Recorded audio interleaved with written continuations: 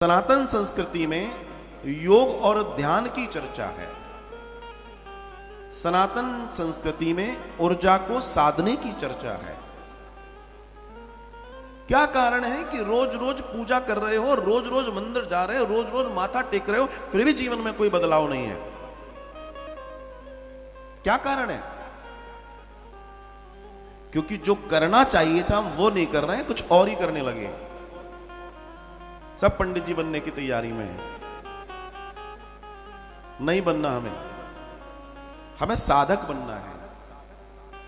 हमें यह जानना है कि वास्तव में मंदिर से क्या प्राप्त करना है, हमें यह जानना है। जब आप किसी मंदिर में प्रवेश करते हैं तो उस मंदिर का जो गर्भगृह है, जहां पर भगवान विराजित हैं, अगर आप सिर्फ वहां तक पहुंच गए और 10-5 मिनट वहां एक कोने में बैठ लिए या खड़े हो लिए ना, आपका काम हो गया। आपका काम हो गया, आप आगे बढ़ जाओ।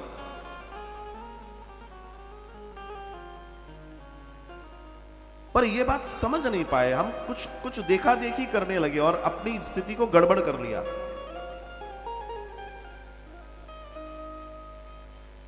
जब आप किसी भगवान की दिव्य दर्शन के आगे खड़े होते हो तो आपने अनुभव किया होगा, आपके नेत्र स्वतः बंद होने लगते हैं।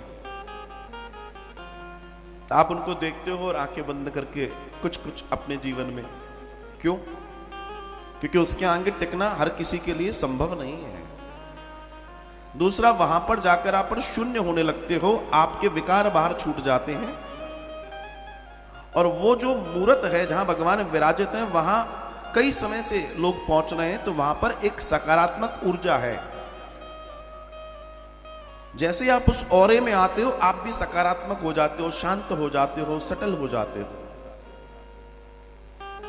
और जो मंदिर की मूर्त है, देखिए, ऊर्जा जो होती है वो 2 तरह की होती है, एक ठंडी एक गर्म।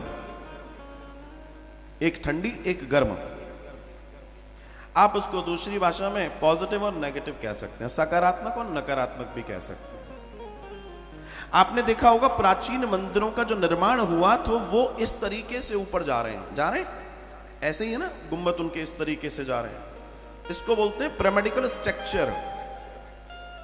इस तरीके से मंदिर आप देखेंगे, पुराने जितने मंदिर, शिवालय, ज्योतिर्लिंग देखे होंगे, ऐसे ही खड़े हुए। क्यों खड़े हैं? क्योंकि जिस समय मंदिरों का निर्माण हुआ था वो इसलिए नहीं हुआ था कि वहां पर आप जाकर आप पुजारी बन जाओ। वो तो पुजारी जी जो कर रहे हैं वो उनका काम उनका है, आपका नहीं है। आकाश में जो अनंत ऊर्जाएं घूम रही हैं, जिनकी जरूरत आपको यहां पर है, वो पिरामिडल स्ट्रक्चर उसको खींच के, क्योंकि उसके ऊपर लोहे की, धातु की, सोने की एक छड़ लगी है, वो उसको खींचती है और उस मंडप के नीचे आप होते हो, आप उस ऊर्जा को लेते हो, उसमें आप नहाते हो और अपने जीवन का कल्याण कर लेते हो। इसलिए मंदिर बनाए गए थे, इसलिए मंदिर बनाए गए थे। और जहां उसमें प्राण प्रतिष्ठित होकर भगवान विराजित हैं, जहां भगवान विराजित हैं, उस मंदिर की जितनी ऊंचाई है उससे लगभग 25 से 30 फीट नीचे, मतलब 30% नीचे तक उसको भी खोदा गया है। जहां कई धान, कई धातु की प्लेटें रखी हुई हैं, कई घड़े रखे हुए हैं, फिर धीमे धीमे धीमे धीमे ऊपर आता है वो। और वो जो ऊपर छड़ दिखाई दे रही है वो उसके नीचे, बिल्कुल नीचे तक गई है, जहां पानी आ जाता है। जहां पानी आ गया होगा वहां तक वो छड़ गई है। तो वो उस आकाशीय ऊर्जा को नीचे उतारती है। इसलिए प्राचीन मंदिरों में देखा होगा आपने, कुंड बने होंगे, कुएं बने होंगे, और उसका जल आप लेते हैं तो आपको लाभ होता है। क्यों?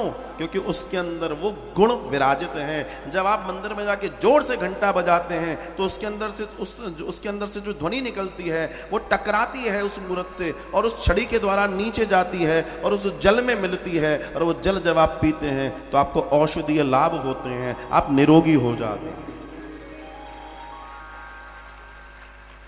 जब आप किसी मंदिर में जाते हैं इस तरीके के, जो मैंने बताया, एक्चुअली मतलब यही एक मंदिर स्थापना का दर्शन है प्राचीन।